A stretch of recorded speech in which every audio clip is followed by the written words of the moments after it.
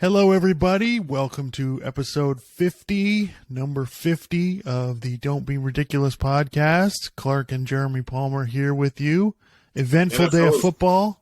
The NFL's back. The NFL's back. College football, hell of a weekend. As always, make sure you like, subscribe, comment. Luckily we don't have that many people watching this show, so hopefully we won't get ripped apart for our takes on the Dolphins quarterback. But I digress. You know what? If people want to rip us, let's go ahead. Like, I'm more than happy to. I mean, I haven't. I'm on, I guess, some different Facebook groups, about the Dolphins, like their fan page or whatever else, and so I'll read comments about different stuff.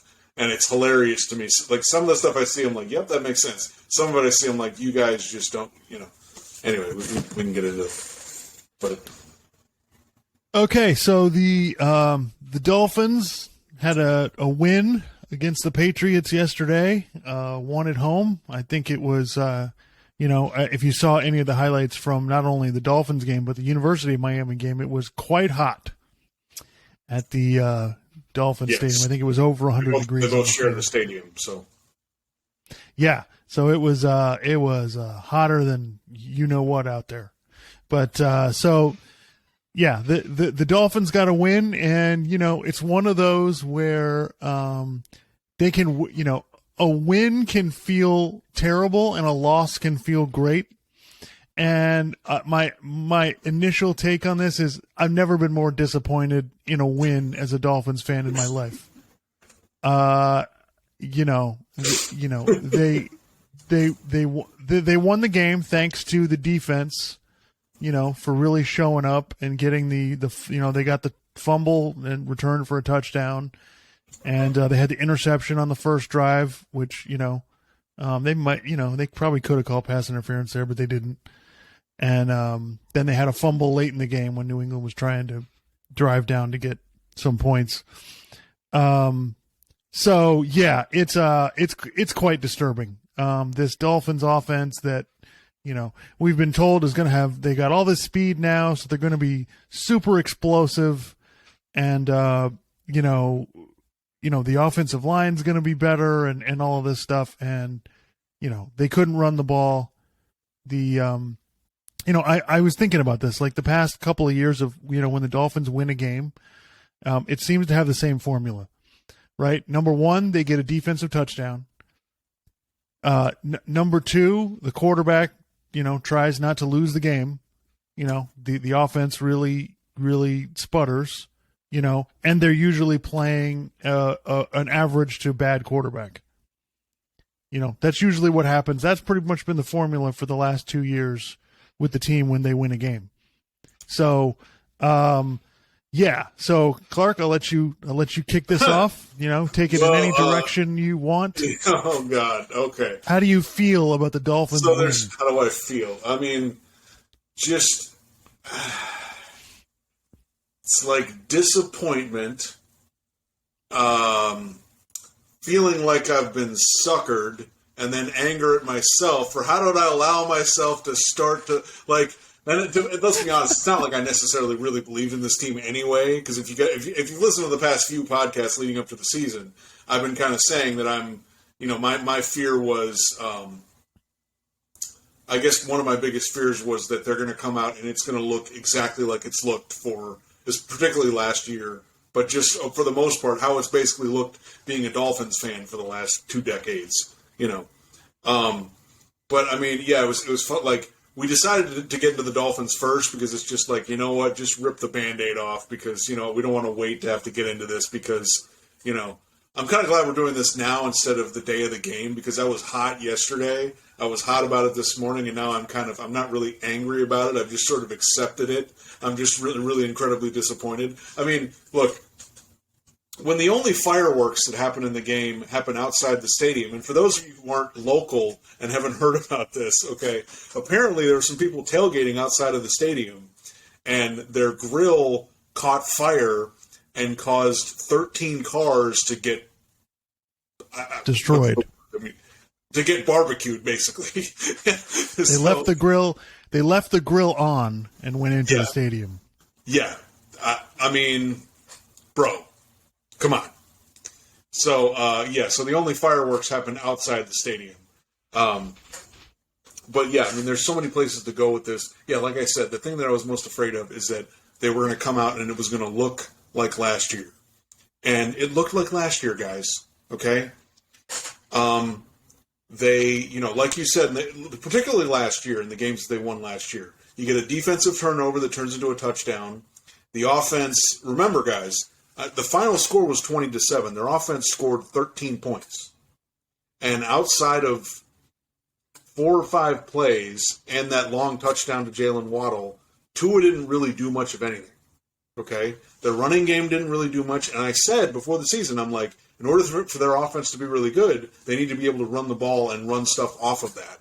And they really didn't run the ball that well at all yesterday. They tried to do some different stuff, some misdirection in the backfield, and some of that worked okay, but if you look at the final numbers, they didn't get that many rushing yards. They averaged about less than 3 yards a carry, I think. Yeah. And,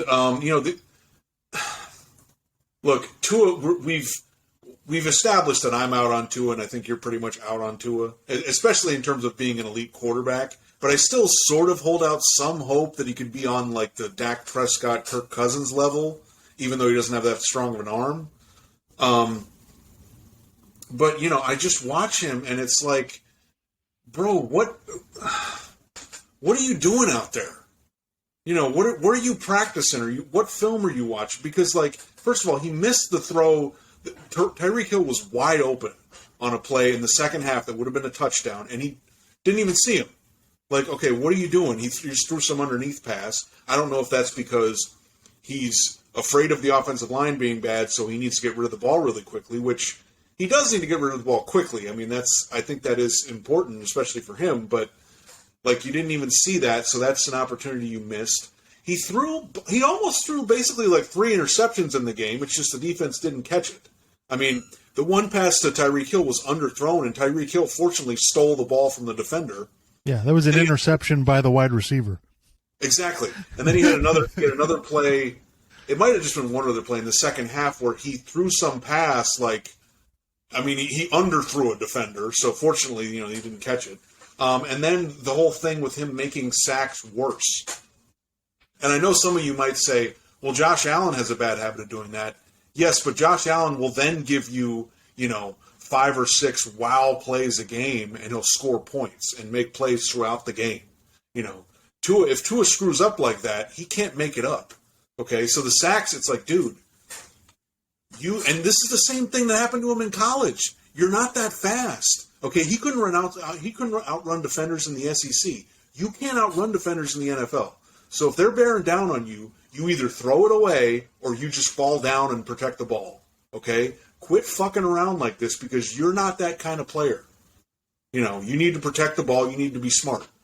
Well, go ahead. Yeah, he also missed the play where Tyreek Hill was wide open in the middle of the field and he just made a bad throw. Otherwise, that could have been a touchdown. Where he threw it too far or behind him. I can't remember. Yeah. And, where he couldn't catch it. And, it's like those are the throws that you got to make because it's not like he's throwing it 60 yards. Like these are within, 20 yards of you. These are, throws you got to make. And they never, they never tested them down the field. He never tried to throw it over the top, which is basically, that's my criticism. Everybody says, well, no, he can do it. No, he can't. That's why they don't. If he could do it, they would. But it's not his strength, which, by the way, it's fine. Let's accept that. I think the thing that I have the biggest problem with is this is the right offense for him to be in. This is what he does well, right? Short to intermediate throws where he can, make sure the throw is accurate, get it to the guy and let him run with it. It's not a bad plan, but it feels like, to your point, this feels like the same thing as last year, just with better running backs and receivers. Yeah, that's all it is. It's the same thing as last year, except just sub in Tyreek Hill for Jalen Waddle, and Tyreek Hill can get all those catches and not get that many yards and not score touchdowns that often, and it's like it's the same damn thing, So, and again, it's like, look, okay, if you can't make those kind of plays, what are we doing here? And we've had this discussion numerous times, particularly on this podcast. But if you can't make those kind of plays, what the hell are we doing here? And I said it to you earlier, like this weekend. I was like, look, what I want my quarterback to be able to do is make plays and score points. Okay? If you can't make plays, you can't score points. And if you can't score points in the NFL in 2022, you're not going to win. And scoring points isn't 13 or 17 or 20. It's 27, 31, 34. Sometimes you might need to drop 38 points to win some of these games, particularly in the AFC with the offenses you're competing against. The Bills, the Chiefs, the Chargers. Hell, the Bengals can put up points like, you know.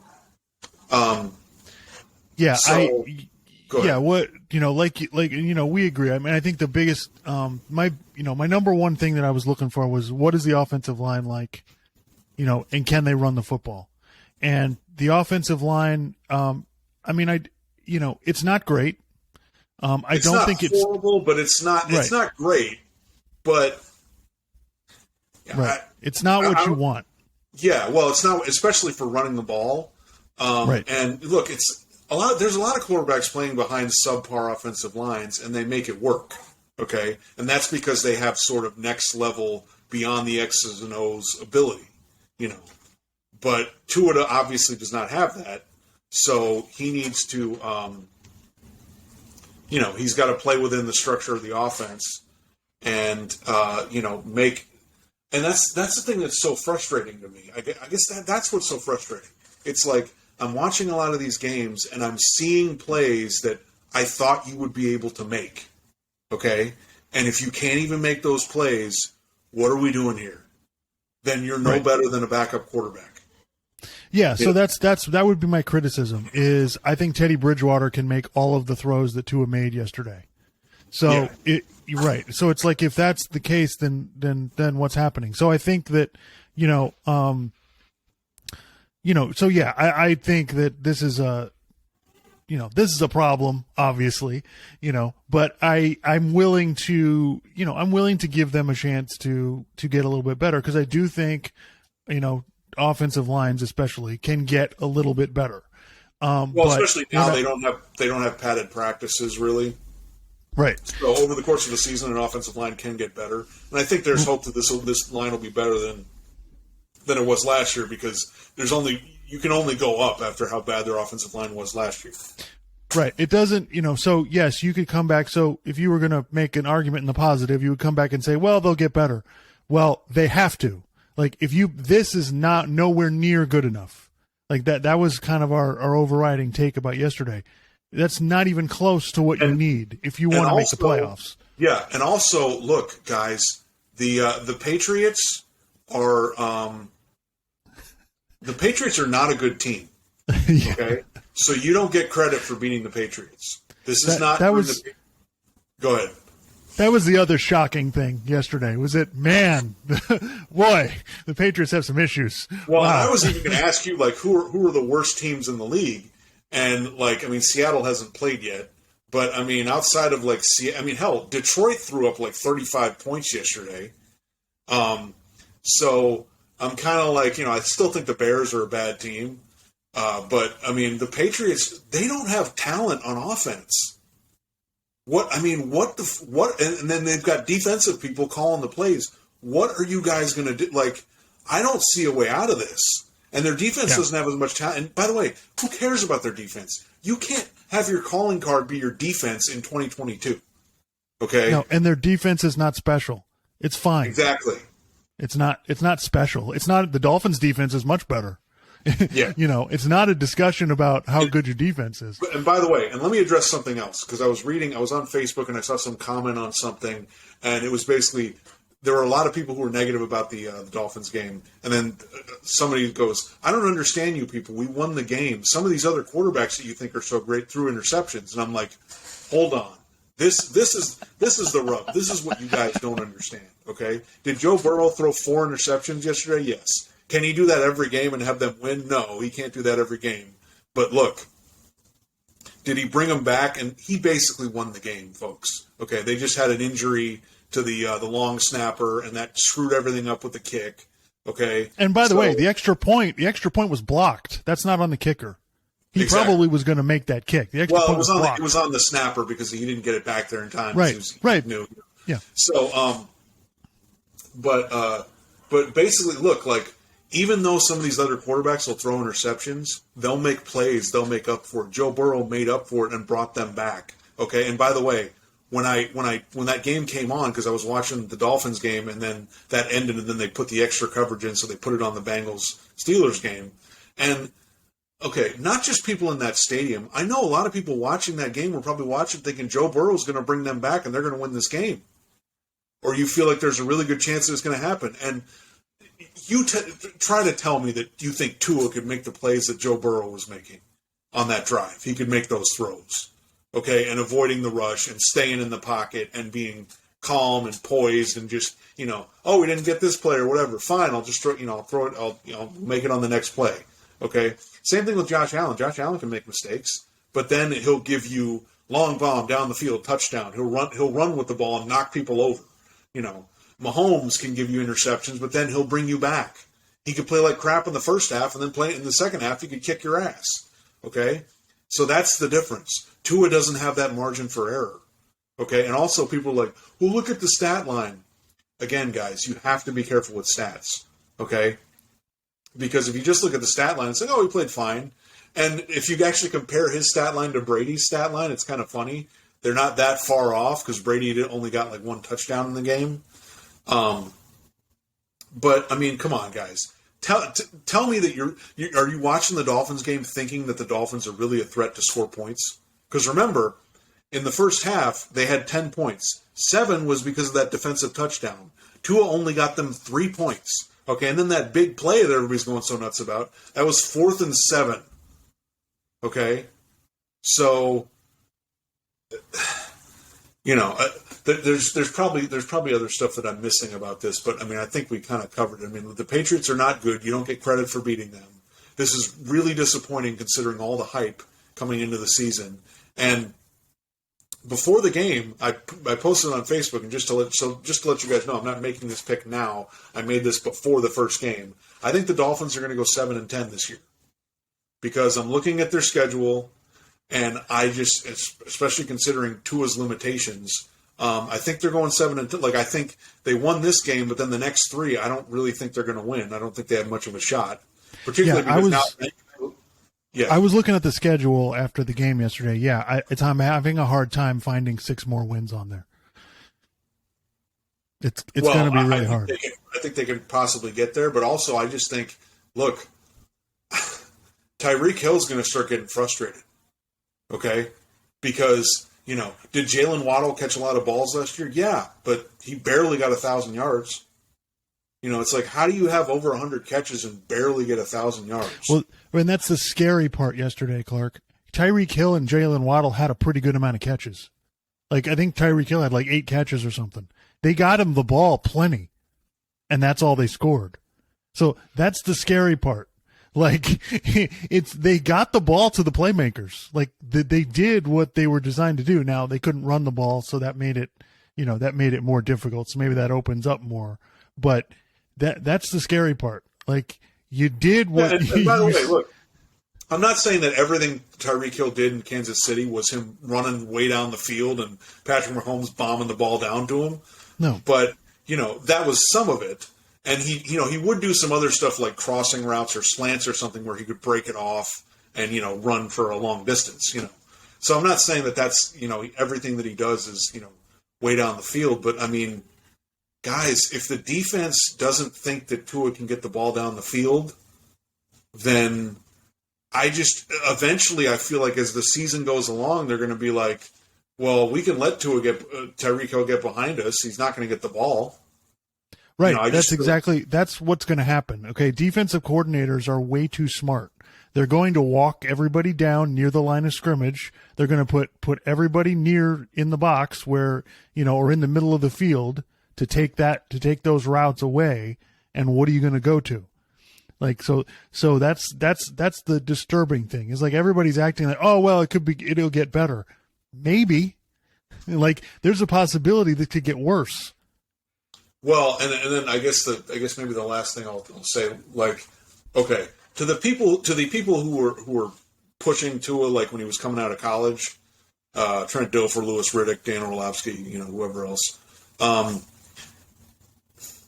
can understand it to a degree because when I've seen Tua like in the pocket, like making good throws, I'm like, okay, if you can keep doing that, then that could be really successful, right?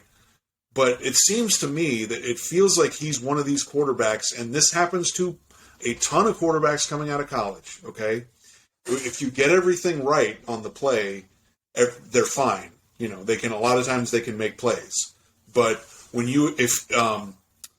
if you're expecting them, it's not just off script stuff, but it's basically like, getting out of bad plays before you even snap the ball. And then once you snap the ball, staying calm throughout the course of the play so you can keep making plays.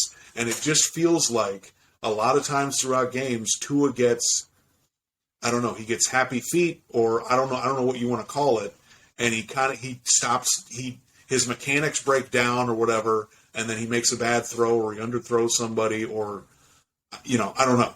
But it just seems like he gets rattled by that. And I feel like I've seen that throughout his career now, to a point where it's like, I think that's just kind of who he is. And if that's the case, I mean, like Sam Darnold, for instance, Sam Darnold had a little bit of success here and there, but that was he would kind of get rattled. The game would start moving too fast for him, and he'd screw up. He'd throw interceptions, whatever else. And now he's backing up Baker Mayfield, even though Sam Darnold had already been on that team and had the whole offseason to try to still be the starting quarterback. So, yeah, I just kind of think this is kind of what he is. I think people are expecting that he's going to be more consistent throughout the game, and I just don't think that's going to happen. We're in the third year, guys. Like when, now again, that was the first game, and I am holding out a little bit of hope that he can be better than this over the course of the year. But I mean, that first game was disturbing. It's like, guys, he only scored 13 points. Again, score points and make plays. This has been the problem with the Dolphins forever. Like, they have these quarterbacks, and I'm just like, he's not scoring points. How are we supposed to win? Yeah, I think he doesn't deal with the rush very well. Yeah. And you see him, and, like the stuff, as far as the play of the offense through the first three quarters, like, okay, I get it. Like, I don't have a problem. He's fairly accurate, especially on the shorter throws. And so, he was pretty consistent, and it seemed like, a lot of stuff you could say, all right, the first game. But then he did some stuff in the fourth quarter that you shouldn't be doing in your third year. Okay? He rolls out of the pocket and then just for some reason throws the ball up in the air for grabs. I don't know. Thank goodness nobody picked it off, but there was nobody there. I'm not sure what he was doing. And it's just like, you can't do that. Like, and this is a trend I saw through in college football, and I'm seeing it in the NFL. Throw the ball out of bounds, guys. I don't understand these quarterbacks. They're trying to do all this shit with the ball. It's like, throw the ball away. And then after that, he's trying to get away. He's screwing around with defensive linemen. He's trying to get away from them and throw the ball while he's being sacked. It's like, that is, like, you should be far beyond that at this point. You've had way too many starts to be doing shit like that. There's no excuses. Well, it's just, okay. And I remember this when he was coming out of college. I remember Joel Klatt talking about this. Tua seems to think he's more athletic than he is. And they were talking about him coming out of college. And I mean, I remember seeing that in college. He would try to run away from guys and he'd get sacked. And it's like, what are you doing? Okay. And dude, you have, like, the only way you can be successful is you have to realize your limitations and play within them. And if you play consistently within your limitations, you could, you're never going to be an elite quarterback, but you could keep winning games. But if you're going to keep getting rattled like this, and then you're going to miss throws that are there that you should be able to make, we're done. Okay, we're done. It's one thing to miss throws. It's another thing, like you said, to not protect the ball. And that's the disturbing part. Those are the things that you cannot do. Okay? There's a reason that Carson Wentz is not in Indianapolis anymore. It's because of stupid crap like that. You're getting tackled and you're trying to throw the ball anyway. So anyway, we could go on and on, but that's all I wanted to hit. Look, we'll see what happens in the next 3 games because their offensive line wasn't great in that game, but that was against the Patriots defense. It's going to be different when you play Baltimore and Buffalo and Cincinnati. Okay. Like I said, if they can run the ball, I think they have a chance, but if they can't run the ball and it's all on Tua, I don't like it. I noticed something in the game last night with the Tampa and Dallas. So Tampa, I guess their left tackle had to go out.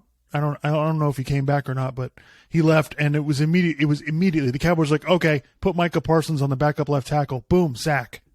So the problem for the Dolphins is, and they had 2 offensive linemen get hurt yesterday, so we'll see what happens with that. But even if let's say Armstead's good at the left tackle, if he's your only good offensive lineman, what are defenses going to do? They're going to like, okay, so let's put our best pass rusher on the right tackle, and we'll just destroy him all day. So you can't hide on the offensive line. You can't hide. It's not like, oh, well, we don't know if they may never go to that. So it really don't matter. No, teams are going to see on film what to do. Right. And then it comes down to you as the quarterback. You have to adjust your protection. You got to slide the offensive line over. You got to have a back come back into the backfield to like chip the defender. I mean, plus there has to be play calling, but there is stuff that you have to do as the quarterback. You have to understand stuff and you got to play within that. And, obviously this is really difficult to do. Playing quarterback in the NFL is tough, but, you got to make it happen. And remember, last year, I think it was the 2nd or 3rd week, is when Buffalo came with a free rusher off the edge and broke his ribs. So, that we have to worry about that too. But anyway, all right. So, we'll see what happens. But talk about the Cowboys. Yeah, we're not impressed by the first Dolphins game. I'm really like I said, I've never been more disappointed in a win in my life. So we'll see how it goes. But it was that was disturbing that you've had this whole thing, you've had this whole off season, and you got all this talent now, and that's what you come out with. But we'll see what happens. So anyway, how about them Cowboys? Yeah. Look, I thought you and I thought the Cowboys were done before Dak Prescott got hurt because they were pretty bad with him, but Dak Prescott broke his hand in the game. And I don't want to laugh about him breaking his hand. That sucks, dude. Really. Right. And he's going to be out, 6 weeks or something like that. Yeah. 6 to 8 weeks. I think they said 6 to 8 weeks. Yeah. 6 to 8 weeks. Brutal. Right. And the Cowboys, I watched that game this morning. It was, first of all, it was a terrible football game, number one. Yeah, it wasn't good. Number two, the Cowboys, they never got into the red zone. They never got the ball inside the 20. So, inside of Tampa Bay's 20. So, yeah, it's really disturbing. The Cowboys do not look good at all. The Bucs look okay, but still not awesome. Yeah, the Bucs, I think we should be concerned about it a little bit. Yeah, so, Cowboy season is over, and all those people who had the Cowboys over-under was 10.5, which, first of all, that's a joke anyway, number one, but there's no way they're getting to 10 wins now. I was starting to think the Eagles were going to win the division before the season. I'm convinced of that now. And by the way, just to not to go off track too much, but Jalen Hurts, I looked at his completion percentage. It wasn't that great, but they scored 38 points. He also had some rush. He also had a bunch of rushing yards because you know what? He makes plays and he scores points. But anyway, you know what's really funny about the Cowboys? I was I thought of this analogy and it kind of hit me last night when I was watching. Well, before last night's game started, I was watching something. I was streaming something on Hulu from the History Channel, and it was about these ancient marvels of architecture and engineering and stuff. And they were, trust me, there's a long winding road around, but I'm getting back to a point that relates to Jerry Jones. So they were talking about this this monument that was built by Ramses II, who was a pharaoh in Egypt way back in the day. And the monument is it's a famous one. I can't remember the exact name of it, but it's 4 gigantic statues of Ramses, and then it's and then under them is a temple, right? And so I remember I'm watching it. I'm like, how freaking how vain is this guy? He gets a monument made to him, and he has 4 statues, but all 4 statues are of him. You know. So then anyway, so that happens, and then I'm watching the Cowboys game, and they show a shot of the box where Jerry Jones is sitting, and it says Jerry Jones, owner, CEO, and team president. And I'm like, dude, pick a title. Like, what? You got all 3 of these titles, you know? And then the other thing that occurred to me was, you know, the name that we've given to his stadium is Jerry's World, you know? Because it's like, let's just stop calling them the Dallas Cowboys. This is the Jerry Jones football team, right? That's basically what's going on here. I mean, when they're trying to figure out about Dak Prescott's injury, who's talking after the game? Jerry Jones. What other team does that? Like, what other team in the league is that happen? That doesn't happen with anybody. Even Stephen Ross, I don't remember, like, you know, after the games talking to people. But and giving injury updates. Yeah, he gives injury updates. Yeah, exactly right. So yeah, I just, you know, it's just kind of one of those things where I'm like until the owner gets out of the way, like, forget it. You know, I mean, and people are like, oh, they should fire McCarthy and go get Sean Payton. And I was listening to John Middlecoff on the Volume, Colin Cowherd's podcast network, and he was saying, there's no way in hell that Sean Payton's going to agree to be the coach of the Cowboys, considering all the power that Jerry Jones has. Because Sean Payton's going to want some control too. You know. Yeah, I was listening to Sean Payton a bunch of money, but. Right. Yeah, I was listening to Mike Lombardi on the GM Shuffle podcast, and he was basically saying, like, you know, McCarthy is the one who should be calling the plays. He's the one who knows offense. They got Kellen Moore as the offensive coordinator because Jerry Jones wants it that way. And so he's calling plays and has no idea, like, you know, he doesn't understand how to manage a game correctly. Like by the way, he always comes out with the 15, 20 scripted plays that are pretty good. But then after that, he doesn't really adjust enough. So McCarthy's stuck with this job where he's got this guy calling plays that he can, you know, McCarthy's better than him at it. But he's got to stick with it because that's what Jerry Jones wants, you know. And I'm sure he has no say in the defense because that's what Dan Quinn's doing. So yeah, I don't understand. Like the Cowboys are a mess, like they always are. It's the same thing. And of course, it gives them a perfect excuse. Dak got hurt, so now they're going to go, oh well, yeah, if Dak had been healthy. And it's like, no, the team wasn't good anyway. This is like a couple years ago when Dak broke his leg. We're like, yeah, this team isn't good. And, you know, they don't have enough talent. They obviously didn't have a backup quarterback plan. Their offensive line is broken down. I understand you don't necessarily have to have the greatest backup quarterback ever, but, I mean, what are you doing? Like, you don't have you're just like, oh, well, all right, I guess we'll just throw this guy in there. Like, what? Yeah. So anyway, so that's something I think we should talk about is, like, on all the sports shows today, it was, oh my God, what quarterback should the Cowboys get? Should they trade for Jimmy Garoppolo? Should, you know, they had Dan Orlovsky on Get Up was like, they need to trade for Tyler Huntley from Baltimore. And I'm like, okay, first of all, no quarterback is going to come in and save their season, at least not one that's available. Right. So that's number one. Number two, this brings up my point that I'm always upset that these shows don't do their job at all. They don't look into the details to figure out what the problem is. And I didn't even look into it. I happened to be listening to a show and somebody brought this up.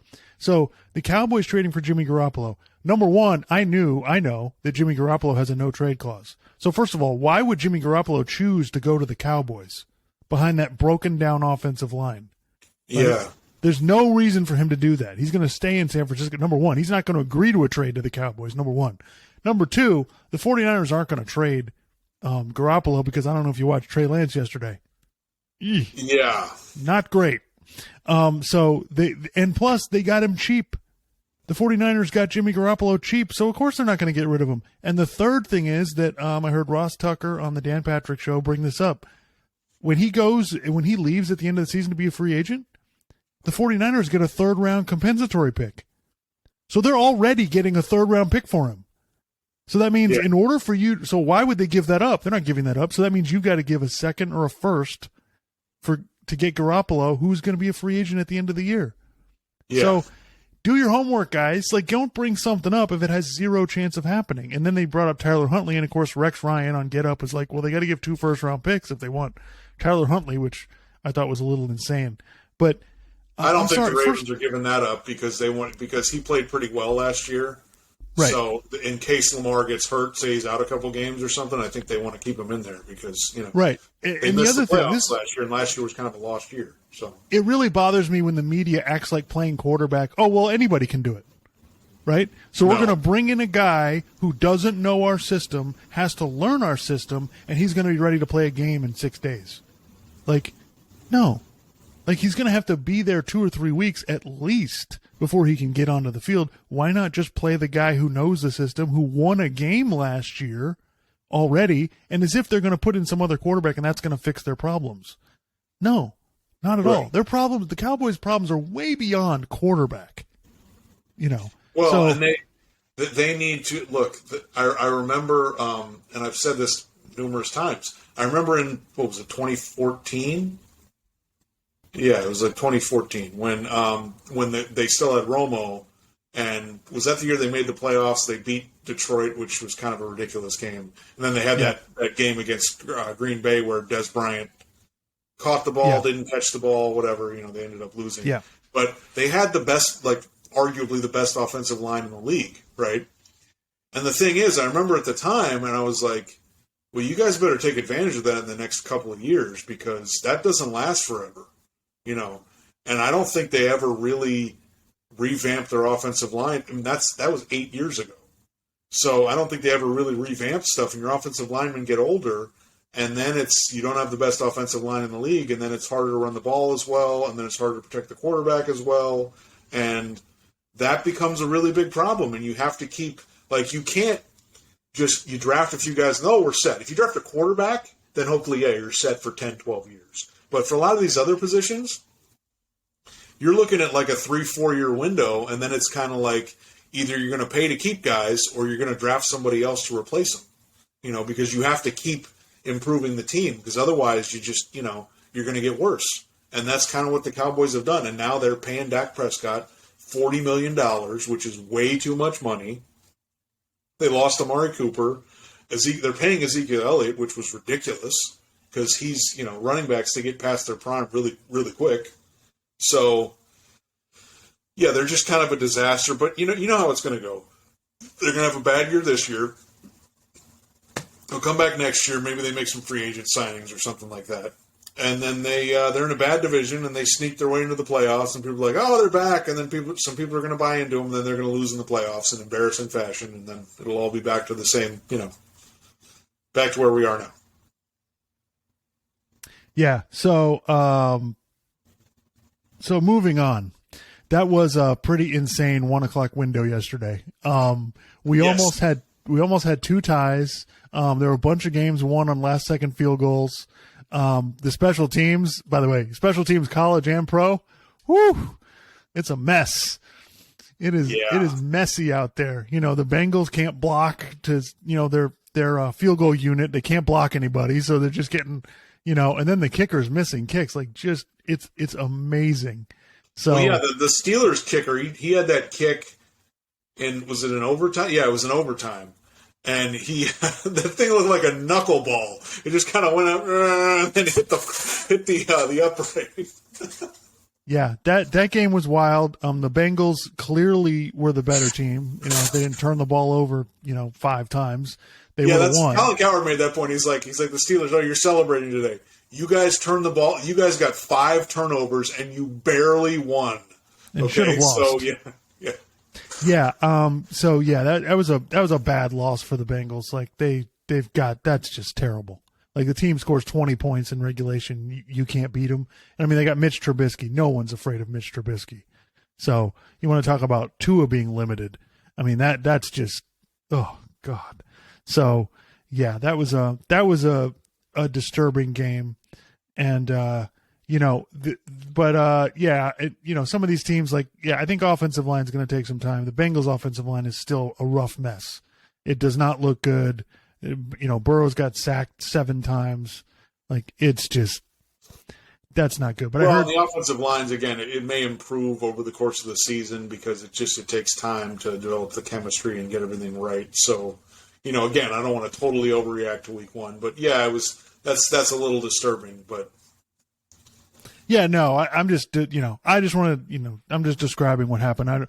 I'm not reacting to, and that's one of my bigger takes of today, of a day like today is that, the NFL games, like this has been my argument for the last few years. The regular season games don't matter. Like they just don't.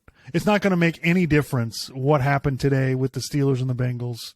It's not going to make any difference what happened with the Dolphins and the Patriots. Either way, it's completely irrelevant, but it's interesting to look at, going forward. And I heard, this, I got your worst take that I've heard is on First Things First, which is now on in the afternoon somehow.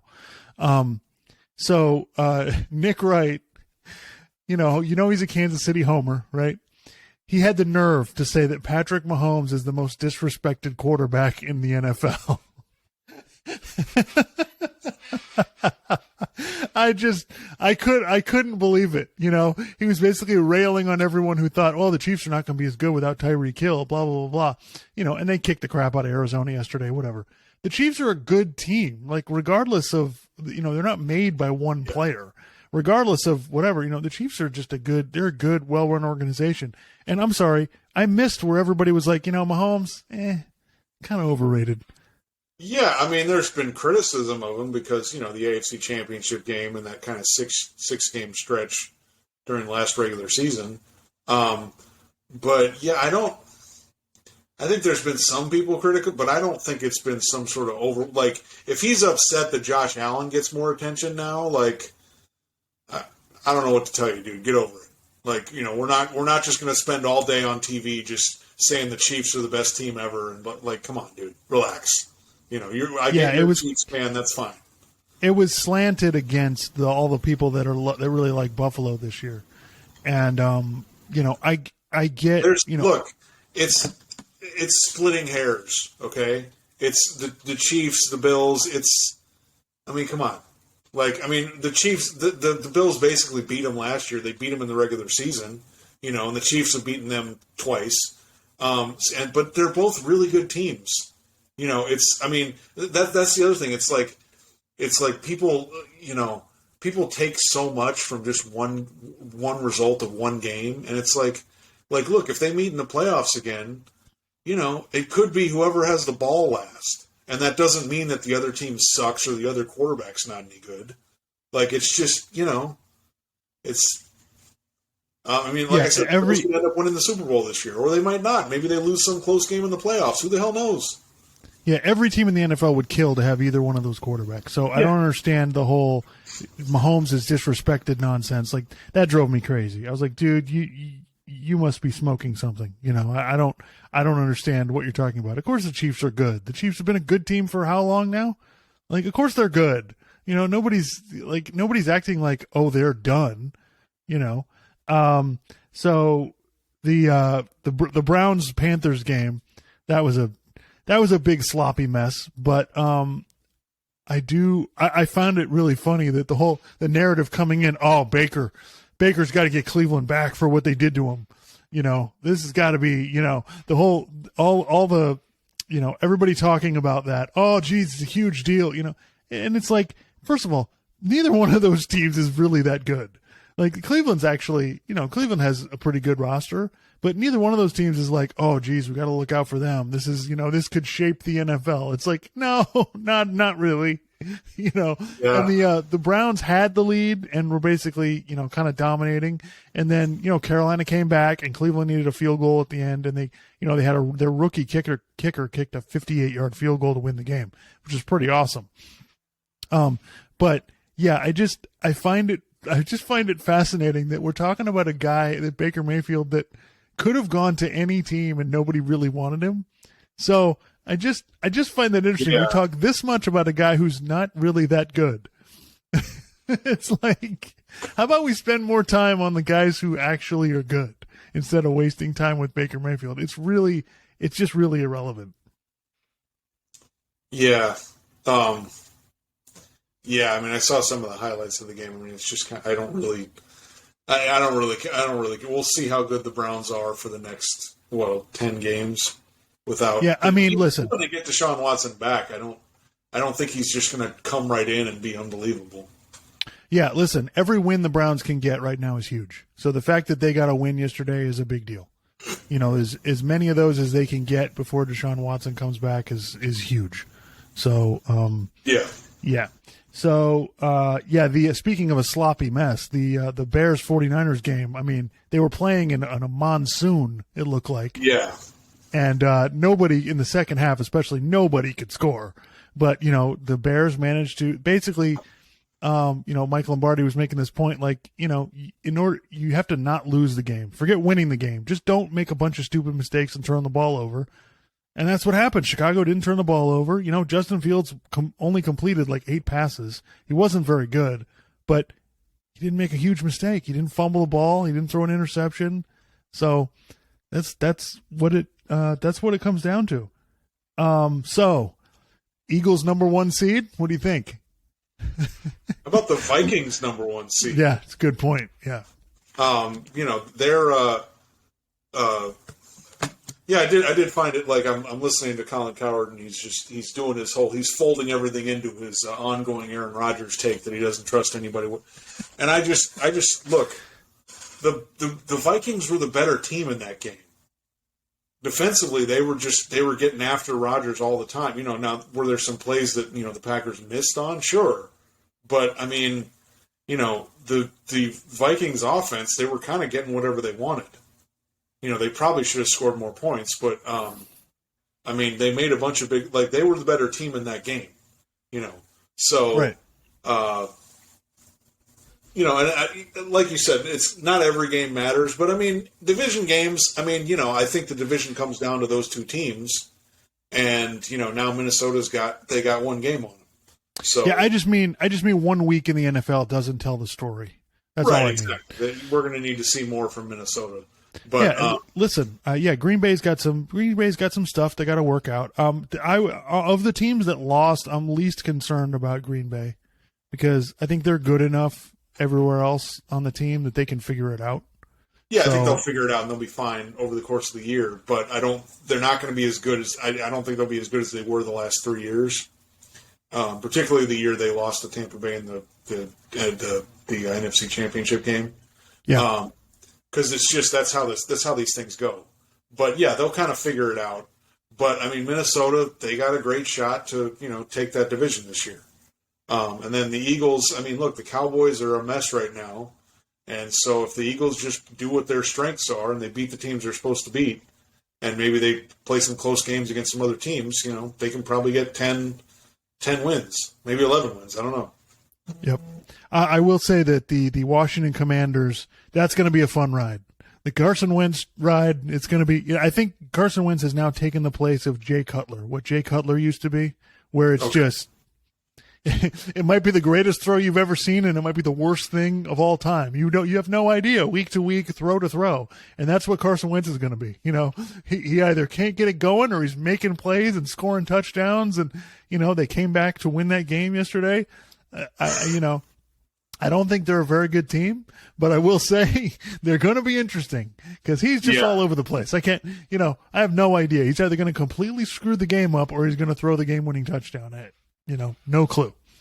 Yeah. The NFC looks pretty wide open. Well, the Rams, I'm concerned about Matt Stafford's elbow, and then their left tackle, who they had last year, is not there anymore. So that's kind of that's a little bit concerning, And they're an injury or 2 away from it's. They don't have any depth, so forget it. So the NFC is kind of open.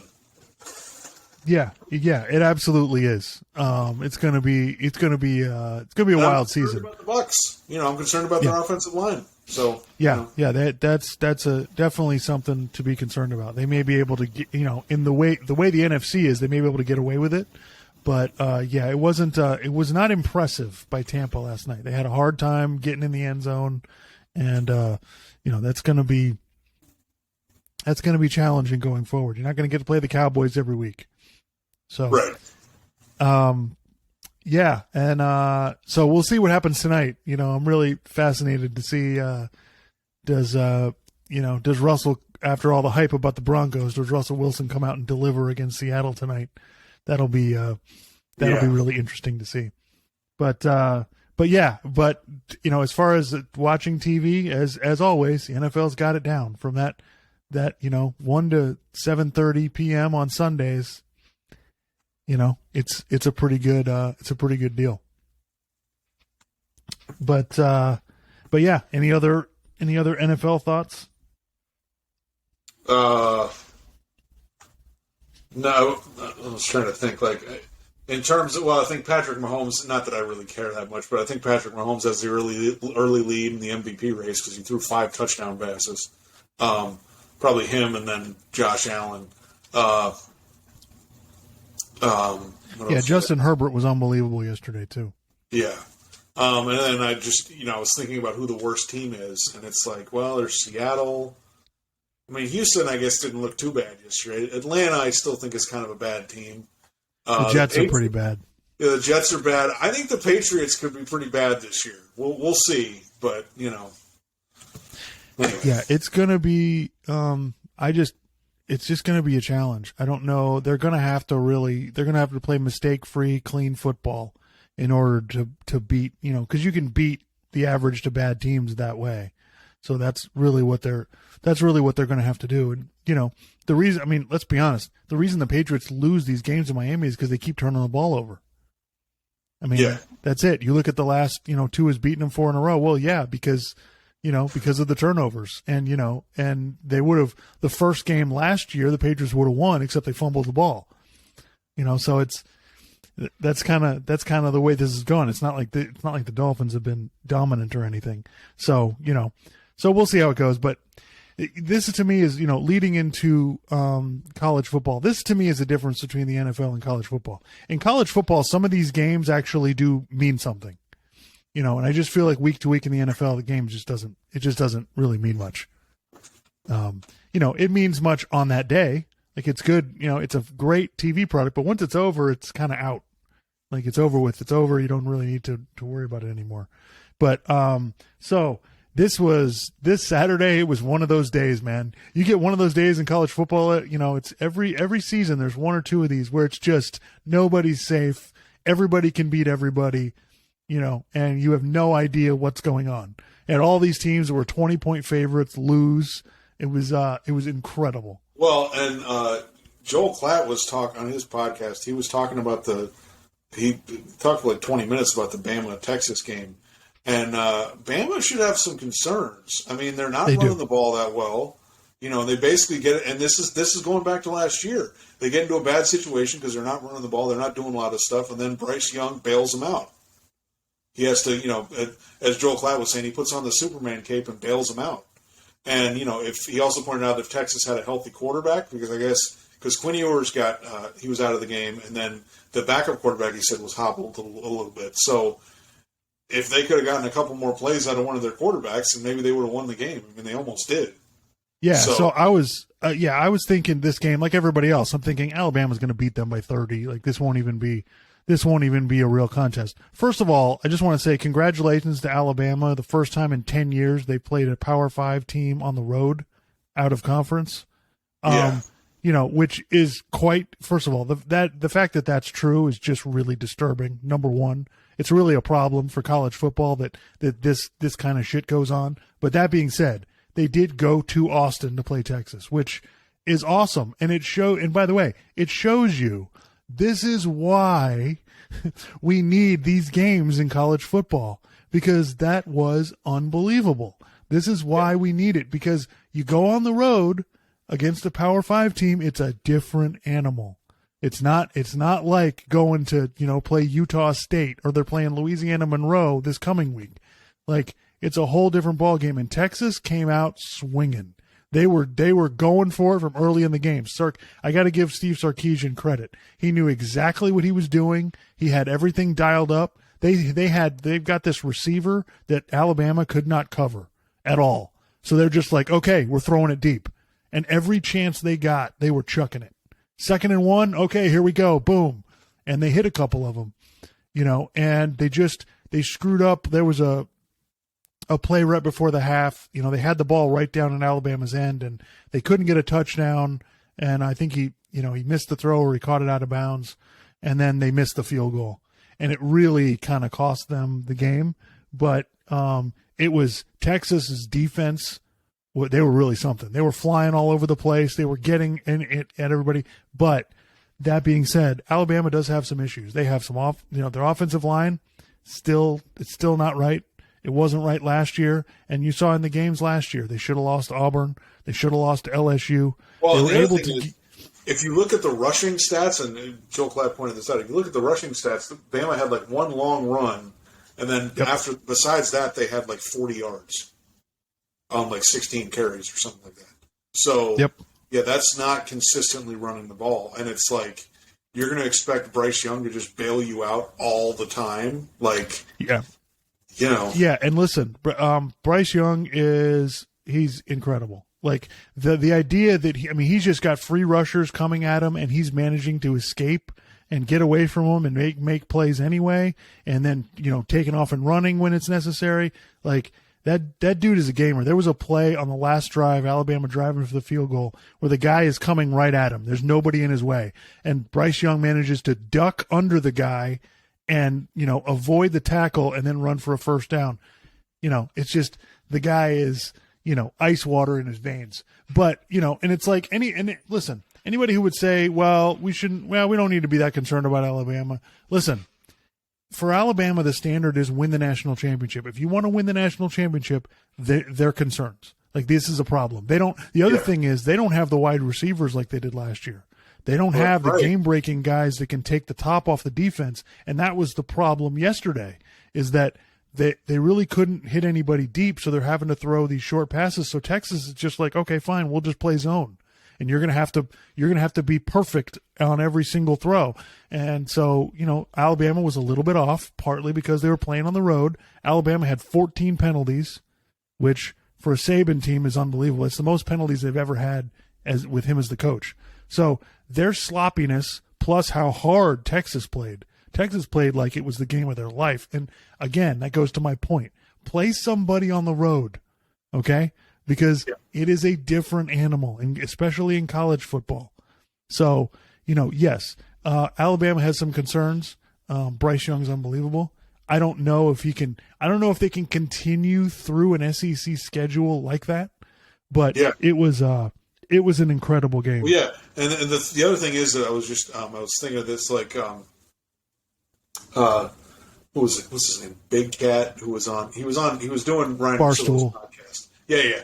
And he pointed out, he's like they were talking about parity in college football, and he goes, basically, what you need certain places to be really good, because part of the, and you've pointed this out before, Bama's been so successful because USC's been down, so they go to California, they get guys out of there. Texas has been Texas for a little while, so you can go into Texas, you can get guys. You can go into Florida and get guys because the Florida State and Florida have been kind of all over the place. So if you want parity in college football, USC needs to be good, and they need to keep kids in California. Texas and Texas A&M need to be good, and they need to keep more kids. Well, Texas A&M, and Oklahoma need to keep more kids that are from there, the Texas-Oklahoma area, there.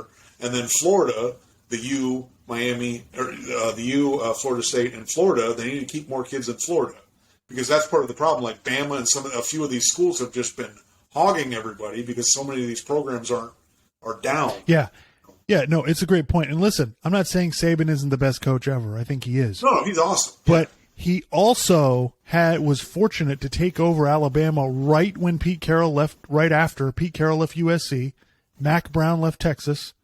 Right, Miami fell down into whatever. Ohio State did not have Urban Meyer yet. Remember, Ohio State was just getting their ass kicked by SEC teams in the championship every year. Florida, and then Urban Meyer left eventually.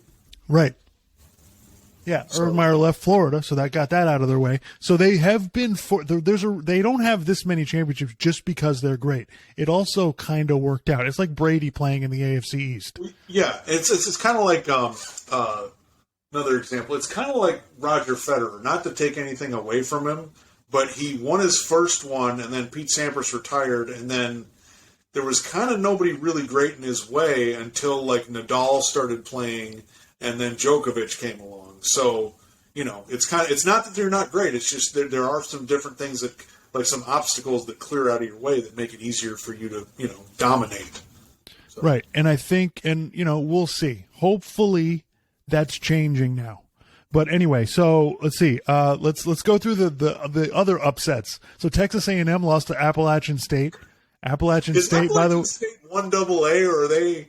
They're FCS, yeah. They're FCS, right? Okay, all right. Yeah. Appalachian State, who, by the way, I mean they've done this before. They famously beat Michigan. They took a couple other Power 5 teams to overtime in the last 10 years. Week? Didn't they have a close game last week? Yeah. No, they lost to North Carolina by 2 points. Right. It was a home game, but they scored 61 points in regulation and lost. Right. So they almost beat North Carolina last week, and then I was watching the game. They were pushing Texas A&M around. Like it's a little disturbing. Like they were running the ball, and it wasn't like Texas A&M didn't know they were going to run the ball, and they just ran it on them anyway. And Texas A&M may be changing their quarterback here. We'll see, because their offense it's a struggle. Like they had a kick. They scored 14 points. They had a kick return for a touchdown. So the offense got 7 points in the whole game. So it was, it was disturbing. After all the stuff about Texas A&M and their recruiting class, it does not look good. And this coming Saturday, Texas A&M is playing Miami. So that ought to be a really interesting game. But that was a crazy upset. The other one, it was Marshall beating Notre Dame at Notre Dame, which I'm watching the game, and I'm thinking, oh, Notre Dame's going to be pissed off because they lost, and they're going to come out and just, they're going to run this team over. And, I'm watching the game, and, they're staying in it. They're staying in it. They get to the second half, and Notre Dame's offense just can't do anything, and so they got, I think Marshall had 3 interceptions. They returned 1 for a touchdown. And, Notre Dame's quarterback got hurt. So, which, by the way, I found out today, Notre Dame, the quarterback that got hurt is going to be out for 4 months because he messed up his shoulder. So they're going to have their backup quarterback for the rest of the season. So, first of all, just my outlook on Notre Dame, they don't have any playmakers. Like I watch the Notre Dame pretty regularly. So I see what they've got, and they got nothing this year. They have no game-breaking running back, no game-breaking receivers. Their best player on offense is a tight end who's really good at catching passes, but he's slow. So, and the quarterback that they were playing, Tyler Buckner, can run but can't really throw that well. So, looking at Notre Dame's, he got hurt, right? Yeah. So now they're going to be playing the backup. So, I'm looking at Notre Dame's schedule. I don't know that they're going to be bowl eligible. Like they've got 10 games left. They've got to go 6-4 to be bowl eligible. They got to play Clemson.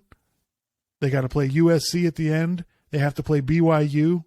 BYU's ranked, by the way. BYU just beat Baylor on Saturday night in overtime. Yeah. It's not looking good.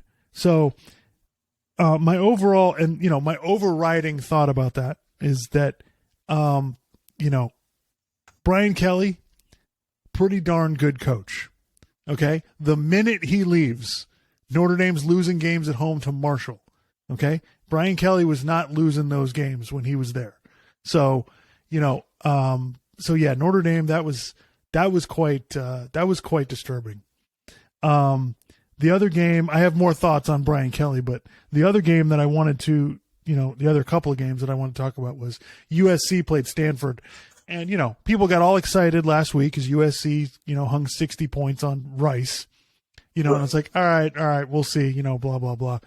I think USC still has a ways to go, but they got some dudes. They got a quarterback. They got a couple receivers. They got a running back. Like, they have some speed, and they put 28 points in the first half against Stanford. So, I don't think, I'm not one of these guys. Well, they're back. USC's back. I don't think they're back, but I do think they've got talent. And so I'll be really fascinated to see I wanted to see how they did in this game, and they really kind of dominated. Right. Now they have some issues up front. Stanford kind of pushed them around a little bit, but USC's speed and talent is just far beyond them. So we'll see what happens when USC plays Oregon and they play Utah, the two other good teams in their conference. We'll see how it goes. But I was impressed with what I saw.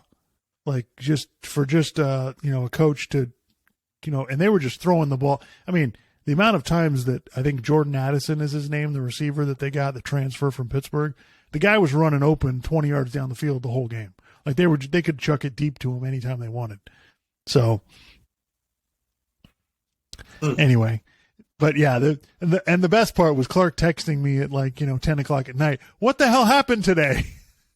I was watching some stuff on Saturday, but it was just like I just started seeing all these results. I'm like, what is going on?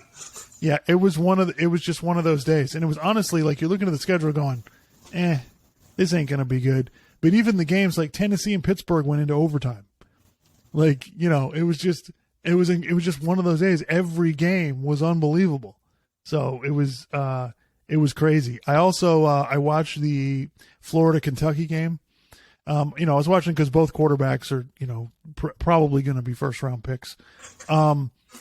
Anthony Richardson for Florida. Yeah, he's played really well last week, but really didn't play well this week. Had a hard time locating the ball. Wasn't really accurate throwing it. I didn't understand Florida's plan though. They kept trying to. They're like, no, we're going to hand the ball off to the running back. They kept trying to run the ball when they couldn't run it, and then they didn't let the quarterback run very much, which I thought was strange because he's an unbelievable athlete. So I don't know why they didn't do that. And, they scored 16. They had 16 points in the first half. They didn't score in the second half. So, yeah, that was a little disturbing. Will Levis, the quarterback for Kentucky, he's got some NFL skills. Big guy, like 6'4", throws a nice deep ball. So, we'll see how that goes going forward. But, yeah, it was pretty insane. But the thing that I wanted to talk about real quick was, we'll look into this more later, but, I was listening to Ryan Russillo's podcast last week, and he was basically saying after LSU lost to Florida State, he was basically saying, the media and the fans don't like Brian Kelly. Like just normal, regular fans of college football. Not LSU fans are obviously probably in the bag for him. But, and I just found that kind of interesting that, wow. So I just did some, basic kind of research online, and, so what happened last week after they lost, it was like the Monday or Tuesday after that, and he has a press conference, and some of the media was late to the press conference. So he said, all right, well, I guess we'll finally start this press conference, even though we're late, blah, blah, blah. And one of the reporters said, well, maybe if you win, I'll be on time. And I would have thought, okay. I just blew it off like it's a joke, The way Brian Kelly said it was kind of like, okay, I thought he was joking, so I didn't think much about it. But apparently it became like a big story. And, from what I can gather, apparently that there is still a lot of animosity about him leaving Notre Dame the way he did. And, reading up on it, so he leaves Notre Dame before the bowl game, whatever, and everybody's like, well, he was on a recruiting trip and the communication and blah, blah, blah. Well, when he left Cincinnati, he left before the bowl game to come to Notre Dame. That's what you have to do in college football because of the way the recruiting calendar is. Right. So I don't understand, really, you're that upset with him because he left Notre Dame? So I think it's a combination of things. I think, number one, he's not a Southerner. Right. So that's an issue with ingratiating yourself, especially when you talk about college football in the South and you're not from there. It's a kind of a big deal, that he's from the North and then, there was that thing where he tried to fake a Southern accent or whatever, which I thought was ridiculously overblown. Yeah. I didn't hear it. But I guess he's done a lot of stuff, and I watched a lot of the press conferences clips throughout the year, and it looks to me like, he's not – I don't think he's doing himself any favors. Like, he's not really endearing himself to everybody. And then when you lose, I think it just turns into a mess. But I don't have it figured out yet. I don't understand what the dislike is towards him. But there's definitely some – because Lincoln Riley left Oklahoma. He's not catching anywhere near the amount of crap that Brian Kelly's getting. So I don't quite have this nailed down yet. We'll see how this season goes, but I agree with Colin Cowherd. Brian Kelly is a really good coach, and I think LSU everybody needs to relax, and because you know as well as I do, Clark, if you win, nobody's going to care where you're from. So yeah, no one cares. Yeah, it's not. I mean, where's Nick Saban from? Right, West Virginia. Yeah. Yeah. So. yeah. Nobody. You're right. Nobody cares. Just went. But again, it's one of those things where it's arbitrary. Right. Why do people hate this actor or hate this musician? Or sometimes it's warranted. I mean, why do people not like? I don't know. Why do people not like Bill Cosby? Well, that's kind of obvious, Yeah. But I'm trying to think of other stuff. Like sometimes people I remember years ago there was back when I was on Twitter, I remember seeing all these people who did not like the actress Anne Hathaway. Like they thought she was fake or something, and she won an Oscar or something. I'm just like, why is this a thing? Like what, I think I was talking to somebody about it. They're like, yeah, I don't understand. Like what, it's like, you think this person's fake? It's like, well, they're all actors. They're all fake. I mean, what's the difference? Like this is just, again, it's a completely arbitrary thing. And people do this with coaches too. Like people got mad at Harbaugh, and it's just like, what did you expect Harbaugh to do? He's going to Michigan. They're not they're not this powerhouse that wins national championships. They're a really good school, and they have a big brand, and they win 9-10 games a year, but that's basically it. They don't win a bunch of national championships. But where people just said, oh well, he was supposed to win, and it's like, well, you're an idiot then, because that's not what people were really thinking. So. Yeah, I think it's honest. It's kind of interesting when you think about it, right? I mean, Jim Harbaugh. Like I could make the argument, right? I think Jim Harbaugh is a better coach than Nick Saban. I mean, look, Nick Saban went to the NFL, sucked.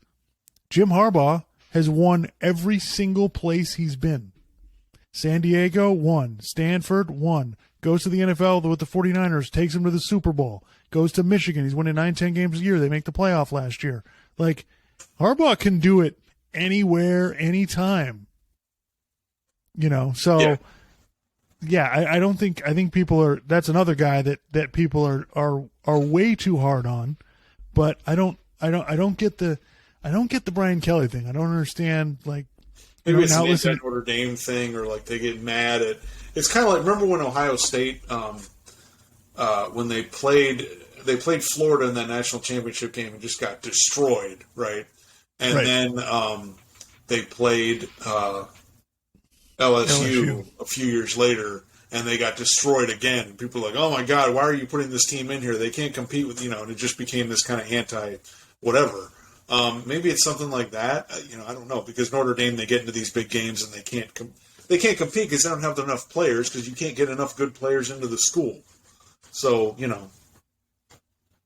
Right. Yeah. I don't get it seems like there's a double standard. I don't quite get it, but he may have rubbed some media people the wrong way, and it ends that's up coming out. That's probably a big part of it. You know what? He pissed some of them off, and then they just, that's how the media gets. You piss them off, and then they're just like, we don't like this guy. Yeah, they crush him every chance they get. Paul Feinbaum, every time he loses a game, is ripping him apart. So it's kind of like I don't quite get it, but we'll see how this season goes. But regardless, it was an unbelievable day in college football, and we'll see what happens. I'm really fascinated to see how Alabama does with the rest of their SEC schedule, and it's too bad. Notre Dame was ranked 8th, and now they're not in the top 25. So, yeah. So yeah, that was pretty much all. I didn't really have anything else. Yep. All right, folks. Well, looking forward to the games next weekend. Everybody enjoy. Root for the Dolphins, and God save the Queen. Yeah. Okay.